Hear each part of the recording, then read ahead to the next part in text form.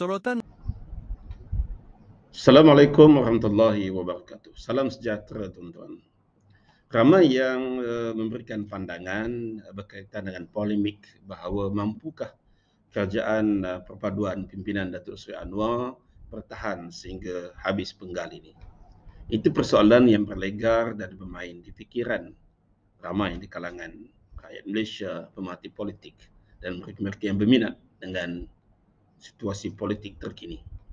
Ini kerana seringkali rakyat dihidangkan dengan memomokan bahawa kerajaan ini akan tumbang, kerajaan ini tidak boleh bertahan lama, kerajaan ini tak mampu nak nak menguruskan negara, tak mampu nak mentadbirkan negara, kerajaan ini tak perform dan berbagai-bagai lagi tomahan dan juga momokan yang dilemparkan kepada kerajaan perpaduan. Tetapi hakikatnya kita kena sedar bahawa kerajaan ini adalah kerajaan yang paling stabil. Ada 148 kerusi, iaitu mencapai majoriti 2/3. Setelah beberapa penggal, Malaysia tidak mempunyai kerajaan yang mencapai ataupun kerajaan yang ada majoriti 2/3, tetapi kali ini pada penggal ataupun selepas PRU ke-15 ini, dengan tidak disangka-sangka, kerajaan yang ditubuhkan yang dinamakan sebagai kerajaan perpaduan Malaysia Madani ini memperolehi majoriti 2/3. Tuan-tuan, ada yang beranggapan bahawa antara tindakan yang akan menyebabkan kerajaan ini tumbang ialah yang pertamanya, UMNO BN akan menarik sokongan daripada kerajaan ini atas sebab-sebab yang tertentulah. Ada yang mengaitkan dengan isu pembebasan Najib, pengampunan Najib, sama ada dibebas atau tidak bebas akan ada impak kepada kerajaan ini. Kalau tak bebas, kononnya BN akan tarik sokongan. Kalau bebas, akan ada mereka-mereka yang tak berpuas hati dengan pengampunan itu. Jadi kita kena ingat, kita kena congak bahawa UMNO BN hanya ada 30 kerusi parlimen. Kalau 148 itu ditolak dengan 130 dengan 30 kerusi, bermakna kerajaan perpaduan Malaysia Madani ini masih mempunyai 118 kerusi parlimen dan sudah cukup untuk kerajaan ini masih mempunyai majoriti, iaitu 118 tolak dengan 110, 118 tolak dengan dia 222 kan, tolak dengan 104, masih lagi ada 14 kerusi majoriti. Bermakna kerajaan itu masih lagi boleh memerintah dengan 14 kerusi majoriti. Dan sudah tentu kalau UMNO BN menarik sokongan, parti-parti yang tinggal akan mendapat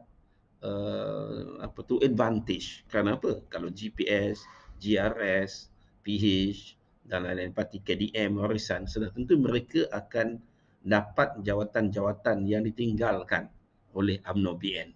Jadi sudah tentulah mereka ini berfikir dua kali untuk turut keluar menarik sokongan daripada kerajaan perpaduan. Mereka pun tak ada sebab untuk tarik sokongan. GPS, GRS tak ada sebab untuk tarik sokongan.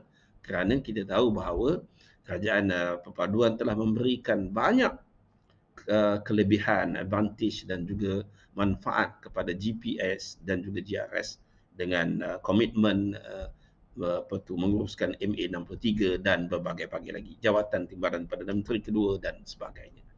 Maka bukan mudah untuk kerajaan ini tumbang walaupun UMNO BN menarik sokongan 30 ahli parlimen mereka.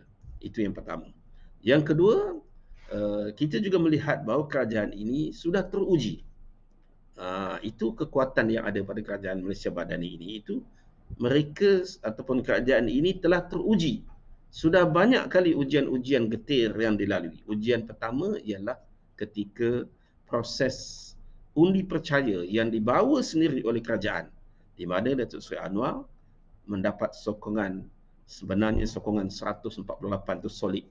Walaupun pembangkang tak berani buat undi belah bagi, mereka hanya nak undi suara kerana mereka takut nak menghadapi kenyataan bahawa sebenarnya sememangnya Datuk Seri Anwar mendapat sokongan solid 2/3. Jadi Dengan lulusnya usul percaya itu membuktikan bahawa kerajaan ini adalah stabil. Ujian kedua yang berjaya dilepasi oleh kerajaan perpaduan ini ialah ketika meluluskan belanjawan 2023 dalam 2-3 minggu lepas. Di mana tidak ada satu pun apa tu undi-undi yang dijalankan ketika sama ada secara apa tu undi untuk jawatan kuasa ke ataupun undi untuk bajet itu sendiri, tidak ada satu pun kiraan ataupun pembangkang berani buat undi belah bagi pun, kerana mereka tahu bahawa mereka tidak mempunyai kekuatan, dan oleh sebab itu belanjawan itu diluluskan dengan boleh kata sebulat suara, sebab dibuat undi secara suara saja kan.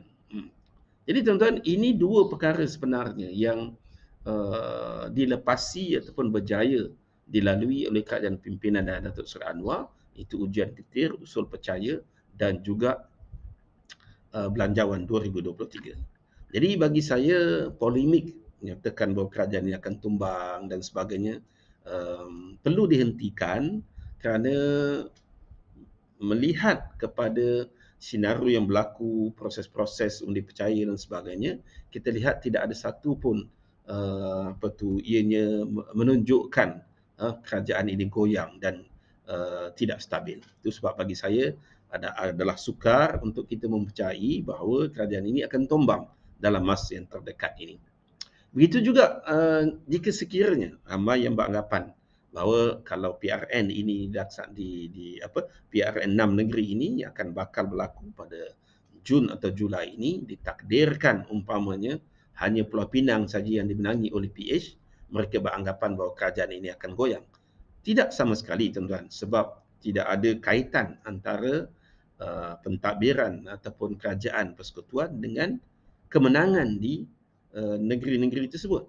Negeri-negeri lah jadi kerajaan, ditakdirkan katalah PH hanya menang di Pulau Pinang, 5 lagi dimenangi oleh PN. Ia tidak memberikan kesan kepada keutuhan kerajaan perpaduan, kerana negeri itu tak apalah ditakbir oleh PN umpamanya kan. Tetapi agak mustahil kalau kita nak kata hanya Pulau Pinang saja yang dimenangi oleh Pakatan Harapan, kerana undian itu sengit. Bagi saya, Pakatan Harapan masih mampu untuk menang di Selangor dan juga Negeri Sembilan dan juga Pulau Pinang. Mungkin PN akan mempertahankan ketiga-tiga negeri. Namun Kedah dan Terengganu juga akan ada persaingan yang sengit antara dua gabungan besar parti di Malaysia ini. Jadi bagi saya mengharapkan hentikanlah polemik bahawa kerajaan ini akan tumbang dalam masa terdekat.